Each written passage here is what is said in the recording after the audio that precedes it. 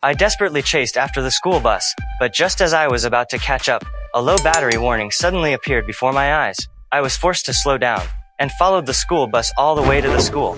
I was about to break in, but I was stopped by the security guard. So I pretended to leave, then climbed over the wall and sneaked inside. But I was caught again soon after. I didn't want to give up, but my battery was only at 1%.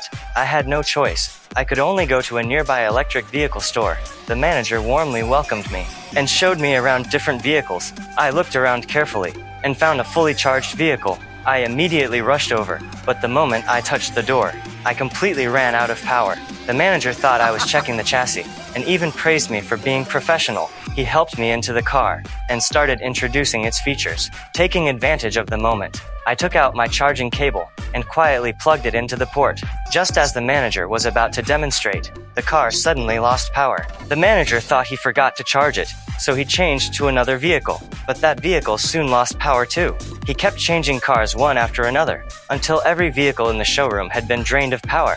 I calmly walked away.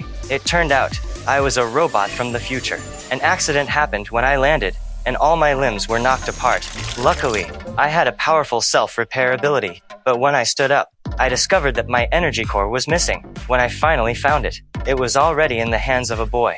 I returned to the school again. This time the boy finally finished school, but suddenly a heavy rain started falling. The rain caused me to short circuit. I fell to the ground and kept shaking. The boy hurriedly gave me water, but it only made my condition worse. Only at that moment did he realize that I was not human at all. He took me home and tied me up with ropes, but with a little force, I easily broke free. After seeing my strength, the boy made a request. He wanted me to pretend to be his father and join him in a parent-child event because he had no father. The school bully always made fun of him. I decided to help him. The next day at school, the bully challenged him again. He kept showing off his father and invited me to compete, so I activated my precise aiming system. I threw 10 balls in a row, without missing a single one. Everyone stood there in shock. The bully refused to accept it and asked his father to try again. Entering the second parent-child competition, the bully's father was even more shocked. I looked down, then decisively lifted the boy up, and easily won the competition again.